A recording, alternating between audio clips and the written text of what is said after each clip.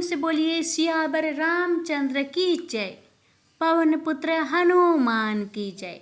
प्यारे भक्तों, आज आषाढ़ महीने की शुक्ल पक्ष की मंगलवार का दिन है और मंगलवार का दिन मंगल देव को समर्पित है। तो आज की इस वीडियो में मैं आप सभी को सुनाने जा रही हूँ मंगलवार मंगल देव की व्रत कथा, हनुमान जी की व्रत कथा और भगवान श्री राम की व्रत कथा, जिन्हें श्रद्धा पूर्वक श्रवण करने से मंगल देव अपने भक्तों की हर मनोकामना अवश्य ही पूर्ण करते हैं। तो आइए बड़े ही श्रद्धा और प्रसन्नचित मन से अपने मन की इच्छा भगवान के सामने रखते हुए इस दिव्य कथा का श्रवण करें। प्रेम से बोलिए पवन पुत्र हनुमान की जय।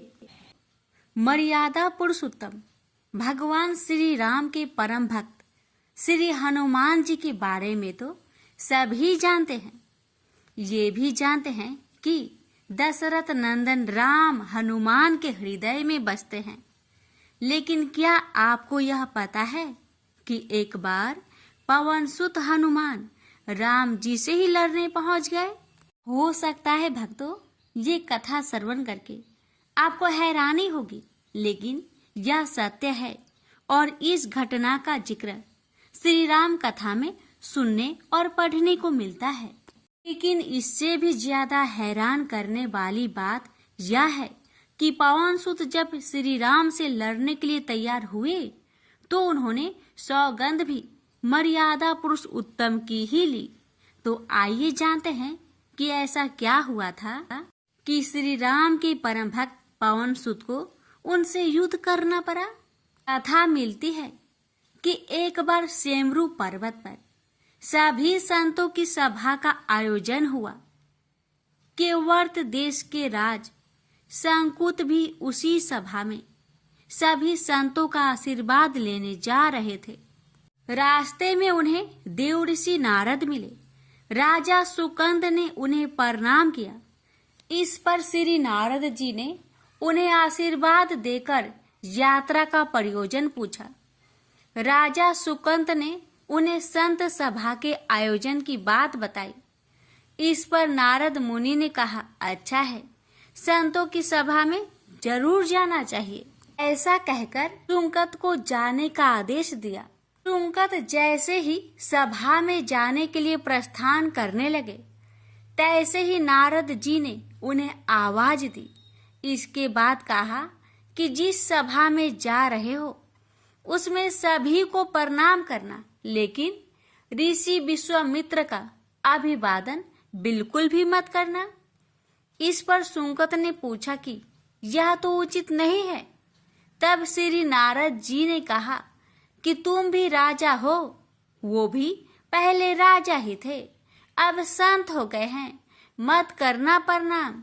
राजा सुकंद ने किया भी ठीक वैसा ही।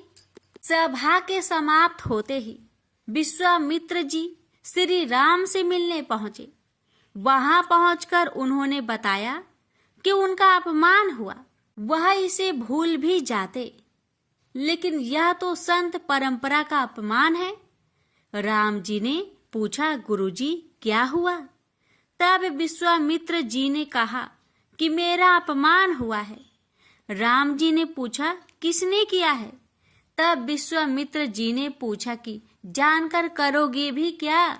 इस पर श्री राम जी ने कहा कि गुरुजी, आपके चरणों का सौगंध लेकर प्रतिज्ञा करता हूँ, जो सिर आपके चरणों में नहीं झुका है उसे काट दिया जाएगा। कल सुबह में उसका वध करूंगा। श्री राम की इस सौगंध का जैसे ही राजा सुकंद को पता चला, वह नारद मुनि को ढूंढने लगे। काफी देर तक वह परेशान रहे, लेकिन नारद मुनि उन्हें मिल ही नहीं रहे थे। व्याकुल होकर जब वह रोने लगे, तब नारद जी प्रकट हुए। सुकंद ने हाथ जोड़कर उन्हें सारी बात कह सुनाई, साथ ही प्राण दान की विनती की। इस पर नारद जी ने उन्हें माता अंजनी की शरण में जाने की सलाह दी।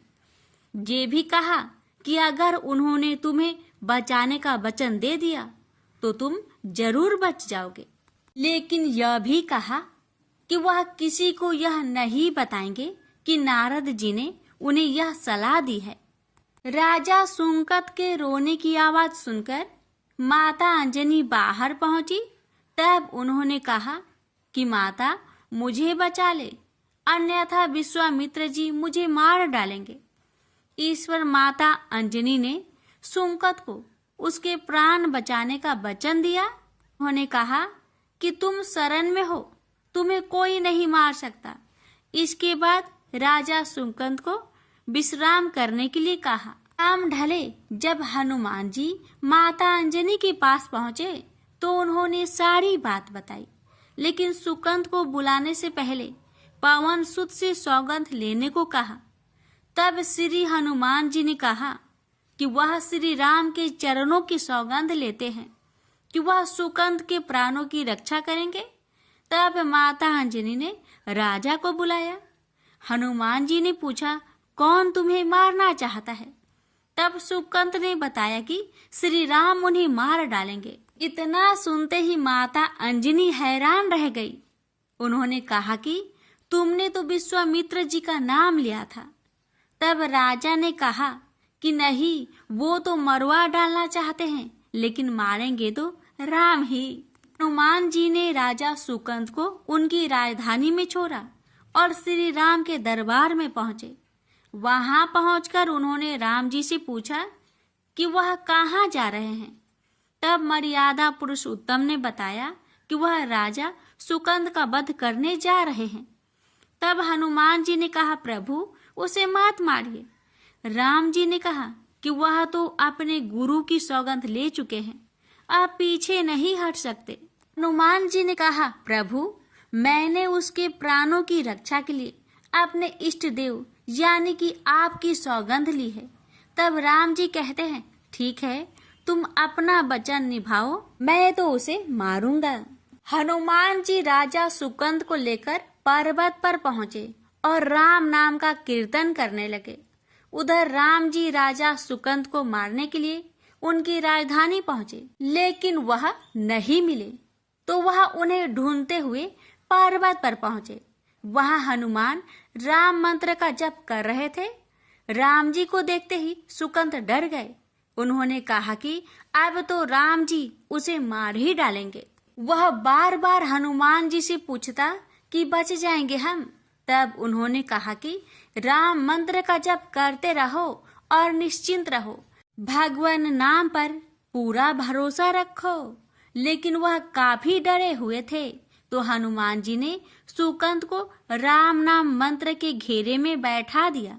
इसके बाद राम नाम जपने लगे। राम जी ने राजा सुकंद को देखकर जब बाण चलाना शुरू किया तो वह राम नाम के मंत्र के आगे विफल हो जाते।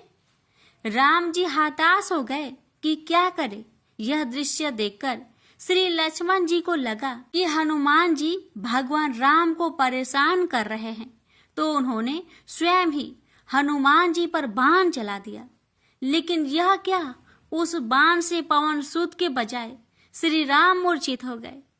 यह देखते ही लक्ष्मण जी दौड़ पड़े और देखते ही कि बाण तो हनुमान जी पर चलाया था, लेकिन मूर्छित राम जी कैसे हो गए। तब उन्होंने देखा कि पवन सुत के हृदय में तो श्री राम बसते हैं। राम जी जैसे ही होश में आए, वह हनुमान जी की ओर दौड़ पड़े। उन्होंने देखा कि उनकी छाती से रक्त बह रहा है। वह हनुमान जी का दर्द देख नहीं पा रहे थे। वह बार बार उनकी छाती पर हाथ रखते और आंखें बंद कर लेते। पवन सुत को होश आया तो उन्होंने देखा कि राम जी की आंखें बंद करके हनुमान जी की छाती पर बार बार हाथ रखते हैं, फिर हनुमान जी के सिर पर हाथ फेरते हैं। तब पवन सुत ने सुकंद को पीछे से निकाला और उसे अपनी गोद में बैठा लिया। तभी राम ने फिर से हनुमान जी की माथे पर हाथ फेरा, लेकिन इस बार वहां पवन सुत की जगह राजा सुकंद थे। राम जी मुस्कुराए और हनुमान जी बोल उठे कि नाथ, अब तो आपने इनके सिर पर हाथ रख दिया है, अब तो सब कुछ आपके हाथ में ही है। इसकी मृत्यु भी और जीवन भी आप ही सुकंद की जीवन की रक्षा करे। राम जी ने हनुमान जी से कहा कि जिसे तुम अपनी गोद में बैठा लो उसके सिर पर तो मुझे हाथ रखना ही पड़ेगा। लेकिन गुरु जी को क्या जवाब देंगे? तभी हनुमान जी को विश्वामित्र जी सामने से आते दिखाई पड़े। उन्होंने राजा सुकंद से कहा कि जाओ, तब प्रणाम नहीं किया तो क्या हुआ, अब कर लो। राजा ने दौड़कर विश्वामित्र जी का अभिवादन किया। वह भी प्रसन्न हो गए और बोले, राम इसे क्षमा कर दो। मैंने इसे क्षमा कर दिया, क्योंकि संत का काम मिटाना नहीं बल्कि सुधारना होता है। यह भी सुधर गया है। उन्होंने सुकंद से पूछा कि संत का सम्मान न करने की सलाह तुम्हें किस कुसंग में मिली? राजा सुकंद विश्वामित्र जी से कुछ कहते कि इससे पहले नारद मुनि प्रकट हो गए। उन्होंने सारी घटना कह सुनाई। तब विश्वामित्र जी ने पूछा कि नारद, तुमने ऐसी सलाह क्यों दी? तब नारद जी ने कहा, अक्सर ही लोग मुझसे पूछते थे कि राम बरे या राम का नाम बरा, तो मैंने सोचा कि क्यों न कोई लीला हो जाए कि लोग अपने आप ही समझ ले कि भगवान से अधिक भगवान के नाम की ही महिमा है। प्रेम से बोलिए जय श्री राम। सीता मैया की जय। पवन पुत्र हनुमान की जय। हनुमान जी और उनके पुत्र मकर ध्वज की कथा। पवन पुत्र हनुमान बाल ब्रह्मचारी थे, लेकिन मकर ध्वज को उनका पुत्र कहा जाता है।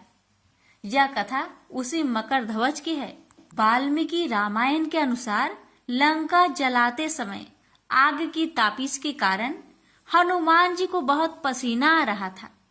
इसलिए लंका दहन के बाद जब उन्होंने अपनी पूंछ में लगी आग को बुझाने के लिए समुद्र में छलांग लगाई, तो उनके शरीर से पसीने की एक बड़ी सी बूंद समुद्र में गिर पड़ी। उस समय एक बड़ी मछली ने भोजन समझ वह बूंद निगल ली। उसके उदर में जाकर वह बूंद एक शरीर में बदल गई। एक दिन पाताल के असुर राज अहिरावण के सेवकों ने उस मछली को पकड़ लिया। जब वे उसका पेट चीर रहे थे तो उसमें से बानर की आकृति का एक मनुष्य निकला। वे उसे अहिरावण के पास ले गए। अहिरावण ने उसे पातालपुरी का रक्षक नियुक्त कर दिया। यही बानर हनुमान पुत्र मकर ध्वज के नाम से प्रसिद्ध हुआ। तब राम और रावण में युद्ध हो रहा था। तब रावण की आज्ञा अनुसार अहिरावण राम लक्ष्मण का अपहरण कर उन्हें पातालपुरी ले गया। उनके अपहरण से वानर सेना भयभीत व शोकाकुल हो गई। लेकिन विभीषण ने यह भेद हनुमान के समक्ष प्रकट कर दिया। तब राम लक्ष्मण की सहायता के लिए हनुमान जी पातालपुरी पहुंचे। तब उन्होंने पाताल के द्वार पर एक बानर को देखा तो वे आश्चर्यचकित हो गए। उन्होंने मकर ध्वज से उसका परिचय पूछा। मकर ध्वज अपना परिचय देते हुए बोला, मैं हनुमान पुत्र मकर ध्वज हूँ और पातालपुरी का द्वारपालक हूँ। मकर ध्वज की बात सुनकर हनुमान क्रोधित होकर बोले, यह तुम क्या कह रहे हो दुष्ट? मैं बाल ब्रह्मचारी हूँ, फिर भला तुम मेरे पुत्र कैसे हो सकते हो? हनुमान का परिचय पाते ही मकर ध्वज उनके चरणों में गिर गया और उन्हें प्रणाम कर अपनी उत्पत्ति की कथा सुनाई।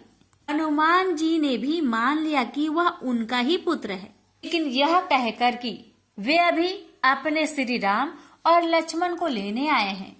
जैसे ही द्वार की ओर बढ़े वैसे ही मकर ध्वज उनका मार्ग रोकते हुए बोला, पिताश्री, यह सत्य है कि मैं आपका पुत्र हूँ, लेकिन अभी मैं अपने स्वामी की सेवा में हूँ, इसलिए आप अंदर नहीं जा सकते। हनुमान ने मकर ध्वज को अनेक प्रकार से समझाने का प्रयास किया, किंतु वह द्वार से नहीं हटा।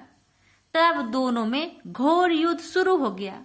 देखते ही देखते हनुमान जी उसे अपनी पूंछ में बांधकर पाताल में प्रवेश कर गए। हनुमान सीधे देवी मंदिर में पहुंचे, जहां अहिरावण राम लक्ष्मण की बलि देने वाला था। हनुमान जी को देखकर चामुंडा देवी पाताल लोक से प्रस्थान कर गई। तब हनुमान जी देवी रूप धारण करके वहां स्थापित हो गए। कुछ देर के बाद अहिरावण वहां आया और पूजा अर्चना करके जैसे ही उसने राम लक्ष्मण की बलि देने के लिए तलवार उठाई, वैसे ही भयंकर गर्जना करते हुए हनुमान जी प्रकट हो गए और उसी तलवार से अहिरावण का वध कर दिया। उन्होंने राम लक्ष्मण को बंधन मुक्त किया। तब श्री राम ने पूछा, हनुमान, तुम्हारी पूंछ में यह कौन बंधा है? बिल्कुल तुम्हारे ही समान लग रहा है, इसे खोल दो। हनुमान ने मकर ध्वज का परिचय देकर उसे बंधन मुक्त कर दिया। मकर ध्वज ने श्री राम के समक्ष सिर झुका लिया। अब श्री राम ने मकर ध्वज का राज्य अभिषेक कर उसे पाताल का राजा घोषित कर दिया और कहा कि भविष्य में वह अपने पिता के समान दूसरों की सेवा करे। यह सुनकर मकर ध्वज ने तीनों को प्रणाम किया। तीनों उसे आशीर्वाद देकर वहां से प्रस्थान कर गए। इस प्रकार मकर ध्वज हनुमान का पुत्र कहलाए। तो प्रेम से बोलिए, पवन पुत्र हनुमान की जय। अब श्रवण करेंगे राम नाम की महिमा की बड़ी ही सुंदर कथा। लंकापति रावण के वध के बाद जब अयोध्यापति प्रभु श्री राम की कीर्ति दूर दूर तक फैल रही थी और वह मर्यादा पुरुषोत्तम कहलाने लगे, तब एक दिन महादेव शिव की इच्छा भी मर्यादा पुरुषोत्तम श्री राम से मिलने की हुई। पार्वती को संग लेकर महादेव कैलाश पर्वत उतरकर अयोध्या नगरी के रास्ते चल पड़े। भगवान शिव और माँ पार्वती को अयोध्या आया देखकर राम जी बहुत खुश हुए। माता जानकी ने उनका उचित आदर सत्कार किया और स्वयं भोजन बनाने के लिए रसोई में चली गई। इस बीच भगवान शिव ने श्री राम जी से पूछा, आपके सेवक हनुमान जी दिखाई नहीं पड़ रहे हैं? श्री राम बोले, वे बगीचे में हैं। शिव जी ने श्री राम जी से बगीचे में जाने की अनुमति मांगी और पार्वती जी का हाथ थामकर बगीचे में आ गए।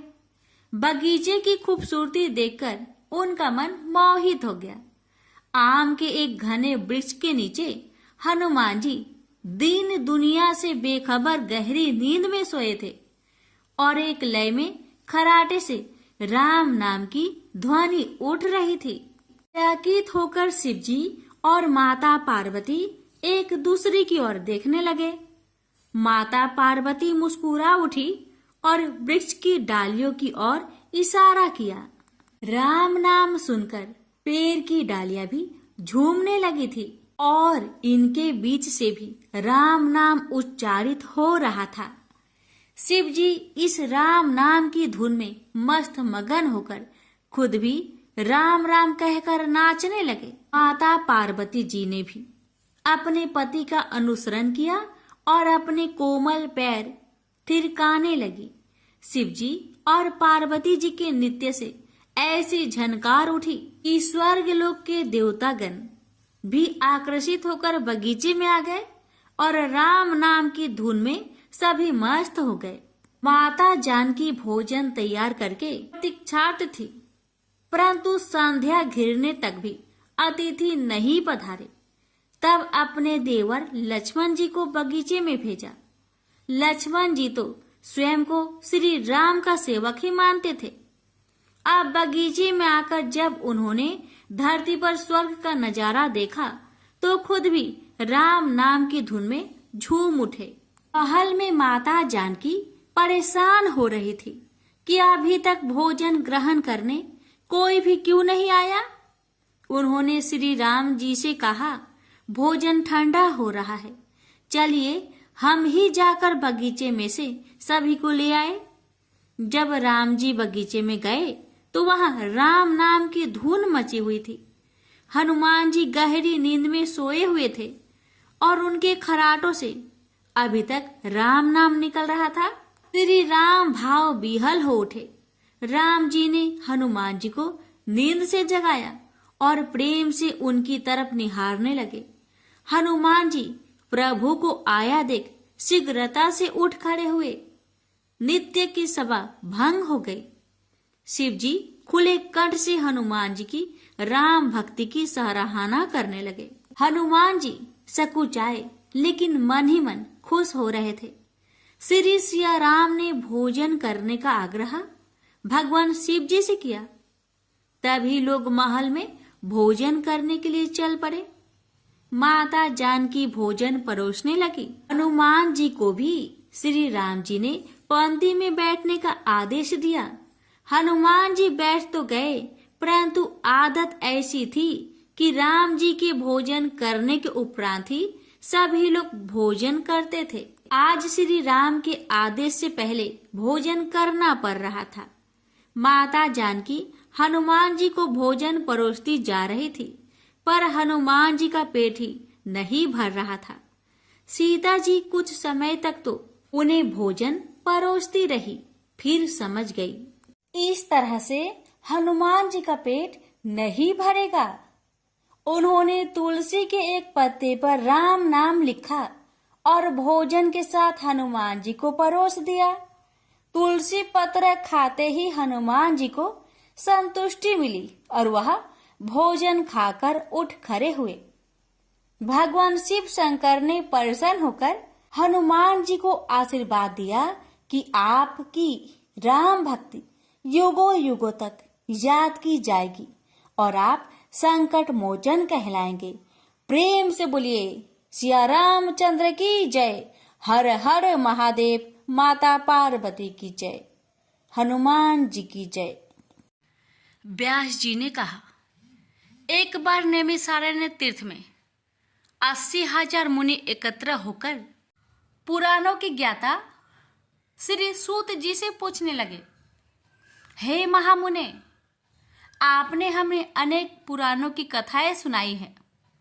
आप कृपा करके हमें ऐसा व्रत और कथा बताइए जिसके करने से संतान की प्राप्ति हो तथा मनुष्य को रोग शोक अग्नि सर्व दुख आदि का भय दूर हो, क्योंकि कलयुग में सभी जीवों की आयु बहुत कम है। फिर इस पर उन्हें रोग चिंता के कष्ट लगे रहेंगे, तो फिर वह श्री हरि के चरणों में अपना ध्यान कैसे लगा सकेंगे। श्री सूत जी बोले, हे मुनियों, आपने लोक कल्याण के लिए बहुत ही उत्तम बात पूछी है। एक बार युधिष्ठिर ने भगवान श्री कृष्ण से लोक कल्याण के लिए यही प्रश्न किया था। भगवान श्री कृष्ण और युधिष्ठिर का संवाद तुम्हारे सामने कहता हूँ, ध्यान देकर सुनो। एक समय पांडवों की सभा में श्री कृष्ण जी बैठे हुए थे। तब युधिष्ठिर ने भगवान श्री कृष्ण से प्रश्न किया, हे प्रभु नंद नंदन गोविंद, आपने मेरे लिए अनेकों कथाएं सुनाई हैं। आज आप कृपा करके ऐसा व्रत या कथा सुनाइए जिसके करने से मनुष्य को रोग चिंता का भय समाप्त हो और उसको पुत्र की प्राप्ति हो। हे प्रभु, बिना पुत्र के जीवन व्यर्थ है। पुत्र के बिना मनुष्य नरकगामी होता है। पुत्र के बिना मनुष्य पितृ ऋण से छुटकारा नहीं पा सकता और ना ही उसका पुण्यक नामक नरक से उद्धार हो सकता है। अतः पुत्रदायक व्रत बतलाइए। श्री कृष्ण भगवान बोले, हे राजन, मैं एक प्राचीन इतिहास सुनाता हूँ, आप उसे ध्यान पूर्वक सुनो। कुंडलपुर नामक एक नगर था। उसमें नंदा नामक एक ब्राह्मण रहता था। भगवान की कृपा से उसके पास सब कुछ था, फिर भी वह दुखी था। उसका कारण यह था कि ब्राह्मण की स्त्री सुनंदा की कोई संतान न थे। सुनंदा पतिव्रता थी, भक्ति पूर्वक श्री हनुमान जी की आराधना करती थी। मंगलवार के दिन व्रत करके अंत में भोजन बनाकर हनुमान जी का भोग लगाने के बाद स्वयं भोजन करती थी। एक बार मंगलवार के दिन ब्राह्मणी गृह कार्य की अधिकता के कारण हनुमान जी को भोग ना लगा सकी, तो इस पर उसे बहुत दुख हुआ। उसने कुछ भी नहीं खाया और अपने मन में प्रण किया कि अब तो अगले मंगलवार को ही हनुमान जी का भोग लगाकर अन्न जल ग्रहण करूंगी। ब्राह्मणी सुनंदा प्रतिदिन भोजन बनाती, श्रद्धापूर्वक पति को खिलाती, परंतु स्वयं भोजन नहीं करती और मन ही मन श्री हनुमान जी की आराधना करती। इसी प्रकार 6 दिन गुजर गए और ब्राह्मणी सुनंदा अपने निश्चय के अनुसार भूखी प्यासी निराहार रही। अगले मंगलवार को ब्राह्मणी सुनंदा प्रातः काल ही बेहोश होकर गिर पड़ी। ब्राह्मणी सुनंदा की इस असीम भक्ति के प्रभाव से श्री हनुमान जी बहुत प्रसन्न हुए और प्रकट होकर बोले, सुनंदा, मैं तेरी भक्ति से बहुत प्रसन्न हूँ, तू उठ और वर मांग। सुनंदा अपने आराध्य देव श्री हनुमान जी को देखकर आनंद की अधिकता से विह्वल हो श्री हनुमान जी के चरणों में गिरकर बोली, हे प्रभु, मेरे कोई संतान नहीं है, कृपा करके मुझे संतान प्राप्ति का आशीर्वाद दे, आपकी अति कृपा होगी। श्री महावीर जी बोले, तेरी इच्छा पूर्ण होगी, तेरे एक कन्या पैदा होगी, उसके अष्टांग प्रतिदिन सोना दिया करेंगे। इस प्रकार कहकर श्री महावीर जी अंतर्ध्यान हो गए। ब्राह्मणी सुनंदा बहुत हर्षित हुई और सभी समाचार अपने पति से कहा। ब्राह्मण देव कन्या का वरदान सुनकर कुछ दुखी हुआ, परंतु सोना मिलने की बात सुनी तो बहुत प्रसन्न हुआ। विचार किया कि ऐसी कन्या के साथ मेरी निर्धनता भी समाप्त हो जाएगी। श्री हनुमान जी की कृपा से वह ब्राह्मणी गर्भवती हुई और 10वें महीने में उसे बहुत ही सुंदर पुत्री प्राप्त हुई। यह बच्ची अपने पिता के घर में ठीक उसी तरह बढ़ने लगी जिस प्रकार शुक्ला पक्ष की चंद्रमा बढ़ता है। 10वें दिन ब्राह्मण ने उस बालिका का नामकरण संस्कार कराया। उसके कुल पुरोहित ने उस बालिका का नाम रत्नावली रखा, क्योंकि यह कन्या सोना प्रदान किया करती थी। इस कन्या ने पूर्व जन्म में बड़े ही विधान से मंगल देव का व्रत किया था। रत्नावली का अष्टांग बहुत सा सोना देता था। उस सोने से नंदा ब्राह्मण बहुत ही धनवान हो गया। अब ब्राह्मणी भी बहुत अभिमानी करने लगी। समय बीतता रहा। अब रत्नावली 10 वर्ष की हो चुकी। एक दिन जब नंदा ब्राह्मण प्रसन्नचित्त था, तब सुनंदा ने अपने पति से कहा, मेरी पुत्री रत्नावली विवाह की योग हो गई है, अतः आप कोई सुंदर तथा योग वर देकर इसका विवाह कर दे। यह सुन ब्राह्मण बोला, अभी तो रत्नावली बहुत छोटी है। तब ब्राह्मणी बोली, शास्त्रों की आज्ञा है कि कन्या 8वें वर्ष में गौरी, 9 वर्ष में रोहिणी, 10वें वर्ष में कन्या, इसके पश्चात रजवाला हो जाती है। गौरी के दान से पाताल लोक की प्राप्ति होती है, रोहिणी के दान से वैकुंठ लोक की प्राप्ति होती है, कन्या के दान से इंद्रलोक में सुखों की प्राप्ति होती है। अगर हे पतिदेव रजवाला का दान किया जाता है तो घोर नरक की प्राप्ति होती है। इस पर ब्राह्मण बोला, अभी तो रत्नावली मात्र 10 ही वर्ष की है और मैंने तो 16-16 साल की कन्याओं का विवाह कराए हैं, अभी जल्दी क्या है।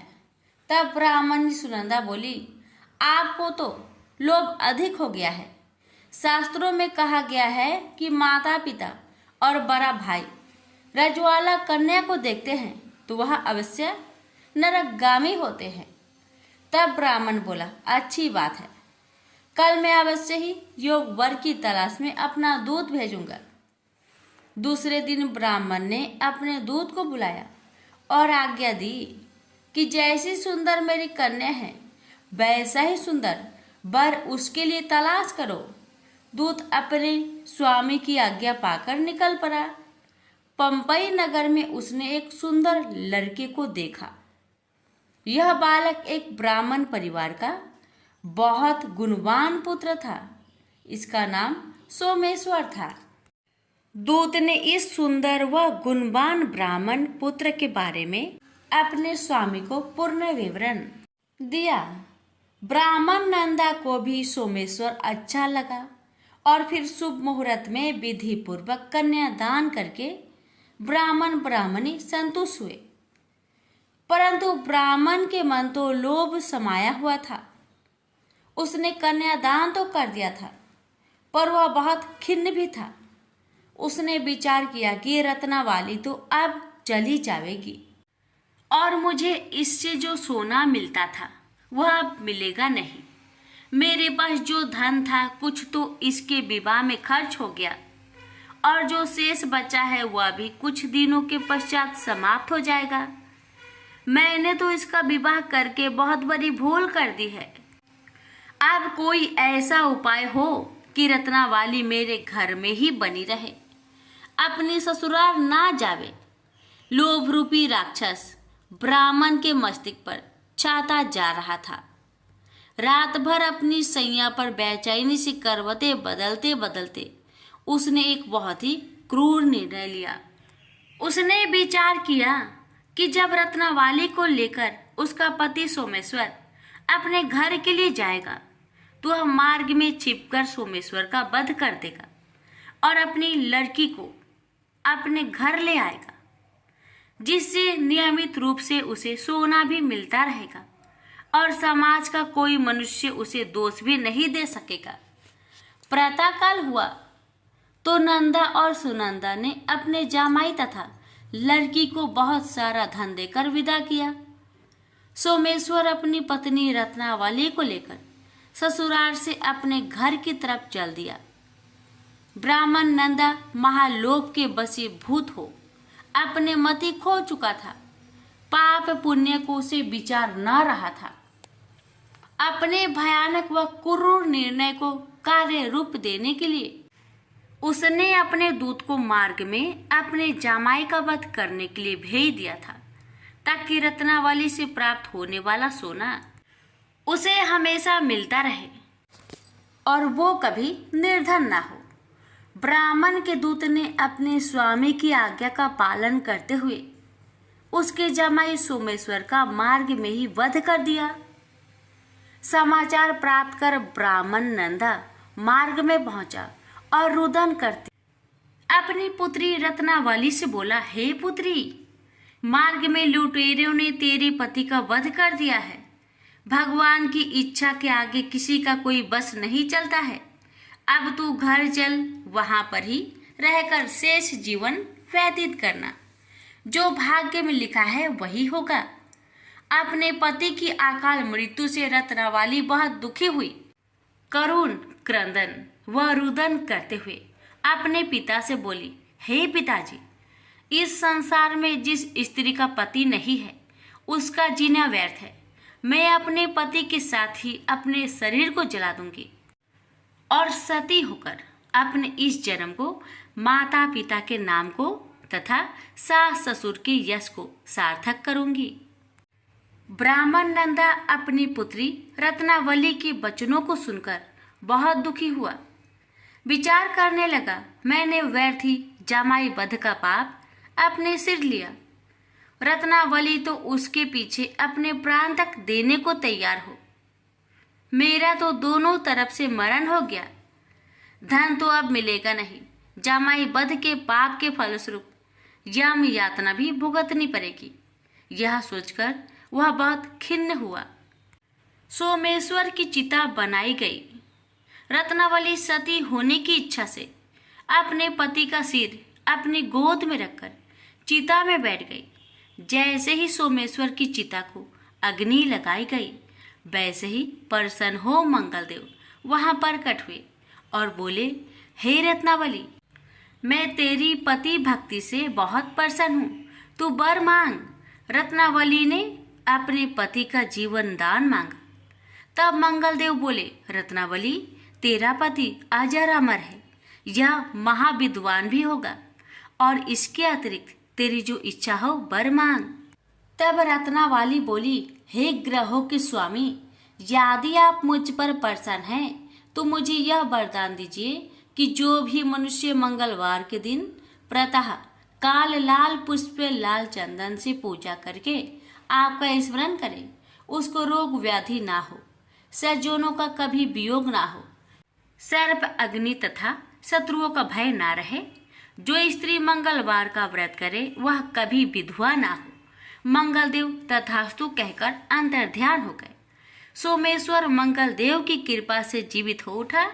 रत्नाबाली अपने पति को पुनः प्राप्त कर बहुत प्रसन्न हुई और मंगलदेव का व्रत प्रत्येक मंगलवार को करके व्रतराज और मंगलदेव की कृपा से इस लोक में सुख ऐश्वर्य को भोगते हुए अंत में अपने पति के साथ स्वर्ग लोक को गई।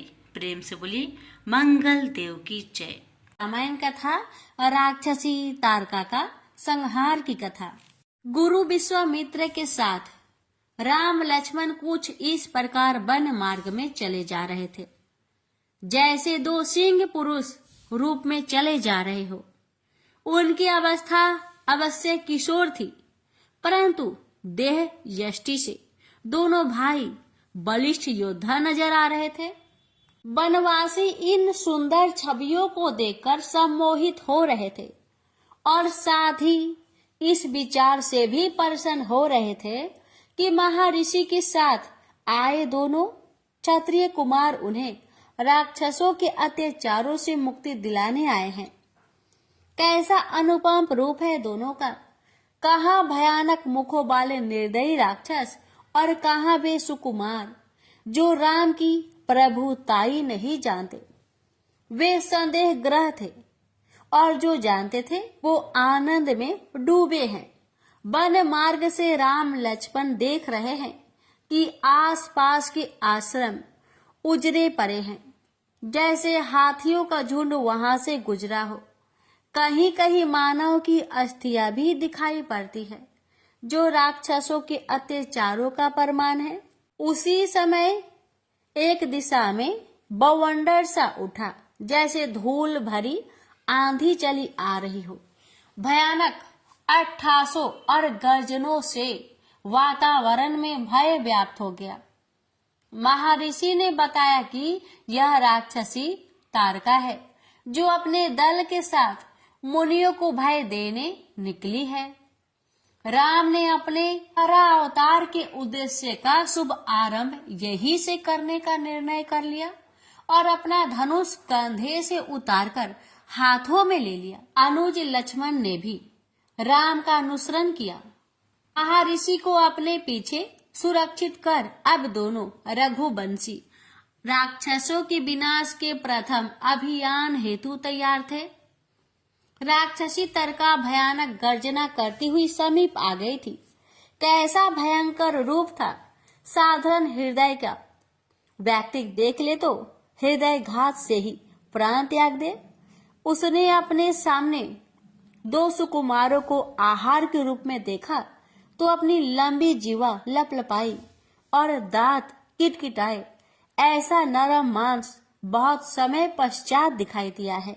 राक्षस दल भी ललचा रहा था, परंतु इतना मांस तो तारका को भी पर्याप्त न होगा। पीछे खड़े मुनि की एक आध बोटी मिल बांटकर खा लेंगे, परंतु ये मन के ही लड्डू तो थे। अभी उन्होंने उन सुकुमारों के बाणों की तीक्ष्णता कहाँ देखी थी। लक्ष्मण ने राक्षस दल पर अपने काल समान बाण चलाए और राम ने तारका के सामने मोर्चा संभाल लिया। तारका अपने बड़े बड़े दांतों वाले विकराल मुख को खोलकर भयानक रूप से राम की ओर झपटी तो राम ने उनके मुख को इतने बाणों से भर दिया कि उसे सांस लेना भी दुभर हो गया और वह पृथ्वी पर गिरकर तड़पने लगी। कुछ ही देर में उसके प्राण पेखरू उड़ गए। तारका के पृथ्वी पर गिरने से कितने ही राक्षस उसके विशालकाय शरीर के नीचे दबकर मर गए। बहुत से लक्ष्मण ने मार गिराए और अब दोनों भाइयों ने शेष बचे राक्षसों को घेर घेर कर नरक की यात्रा पर भेजना प्रारंभ किया। कुछ भाग्यशाली थे जो वहां से प्राण बचाकर भाग गए। प्रथम युद्ध विजित कर दोनों भाइयों ने महर्षि के सामने शीश झुकाकर आशीर्वाद प्राप्त किया। महर्षि प्रसन्न थे। दोनों भाई उनके साथ आश्रम में गए। जहां राक्षसों ने उनकी अनुपस्थिति में उत्पात मचाया हुआ था। दोनों भाइयों ने अपने धनुष बाण एक और रखकर वहां की साफ सफाई की और वेदी को व्यवस्थित किया, पत्तों डालियों को समेटकर साफ किया। फिर कुटिया की मरम्मत में महर्षि का सहयोग करने लगे। महर्षि बता रहे थे कि कैसे इन राक्षसों ने वनवासियों और मुनिजनों को पीड़ित कर रखा था। कुछ ऐसी हृदय विदारक घटनाओं का भी उन्होंने वर्णन किया जो राक्षसी प्रवृत्ति की चरम निर्दयता थी। लक्ष्मण तो क्रोध से भर उठे तो अभी एक ओर से कोलाहल उठा तो राम सजग हो गए। अवश्य ही तारका वध की सूचना मरीच व सुबाहु को मिल गई थी और वे उस गीदड़ की भांति चले आ रहे थे जिसकी मृत्यु आती है तो वह गांव की ओर भागता है। राम लक्ष्मण ने अपने धनुष बाण उठा लिए और राक्षस दल का विनाश करने के लिए तैयार हो गए। कुशल रण योद्धा की भांति उन्होंने व्यूह बना लिया था। दोनों भाई दोनों दिशाओं में मुख करके खड़े हो गए। राक्षस दल भारी शोरगुल करते बढ़े चले आ रहे थे। मारीच बड़ा विकराल और क्रूर लग रहा था। तारका को मारने वाले को सामने देखकर वह क्रोध से भर गया। वह जैसे ही एक बार में राम के प्राण हर लेना चाहता था, अतः अपना विशाल फरसा लेकर वह उनकी ओर दौड़ा। राम ने बिना फल वाले बाण का सिद्धांत किया और मारीच को लक्ष्य करके चला दिए। तेज हवा में जैसे कोई सूखा पत्ता उड़ जाता है, उसी प्रकार मारीच भी उस बाण के वेग से उड़ गया और कुछ ही क्षण में आंखों से ओझल हो गया। लक्ष्मण काल बनकर राक्षसों का वध कर रहे थे। उनके धनुष के बाण कब छूटता, कब वे दूसरा बाण साधन करते और कब छोड़ देते, पता न चल पा रहा था। राम ने सुबाहु को एक तीक्ष्ण काल सीरा के भयंकर प्रहार से उसकी गर्दन के आर पार छिद्र कर दिया था, जिससे रक्त की धारा बहने लगी। सुबाहु के नेत्र खरे खरे ही पथारने लगे थे और कुछ ही क्षणों में वह निर्जीव होकर कटे वृक्ष की भांति भूमि पर गिर पड़ा तो राक्षसों में भगदड़ मच गई। वे प्राण बचाकर भागने लगे, परंतु उन्हें आज स्वयं काल ने घेर लिया था। आखेट करते समय जिस प्रकार प्राण बचाकर भागते मृगों को बाघ काल कलवित कर लेता है, उसी प्रकार राम लक्ष्मण ने उस वन के अंतिम राक्षस तक यह युद्ध रूपी आखेट किया और वन खंड को राक्षस विहीन करते हुए वनवासियों को निर्भय कर दिया। मुनि विश्वामित्र हर्ष से भर उठे। अब उनके और अन्य मुनियों की यज्ञ हवनों की सभी बाधाएं समाप्त हो गई थी। रघुवीर की कृपा से वनखंड भय मुक्त हो गया था। पुनः आश्रमों में रौनक लौट आई थी। वन से पलायन कर चुके वनवासी परिवार लौटने लगे। विश्वामित्र के आश्रम पर अपने मुक्तिदाता श्री राम और उनके अनुज लक्ष्मण को देखने वनवासी और मुनिजन चले आ रहे थे। वनवासी राम लक्ष्मण को क्षत्रिय योद्धा मानकर उनके शौर्य का गुणगान कर रहे थे, तो मुनिजन ज्ञानी उनकी प्रभुताई की स्तुति कर नमन कर रहे थे। जैसी दृष्टि वैसी सृष्टि यहाँ चरित्रार्थ हो रही थी। मुनि विश्वामित्र का आश्रम अब पर्वस्थान बन गया। धर्म में चर्चाएं होने लगी। हरि कथा सुनाते सुनाते विश्वामित्र के कितने ही दिन इसी आनंद में बीत गए। प्रेम से बोलिए सियावर रामचंद्र की जय।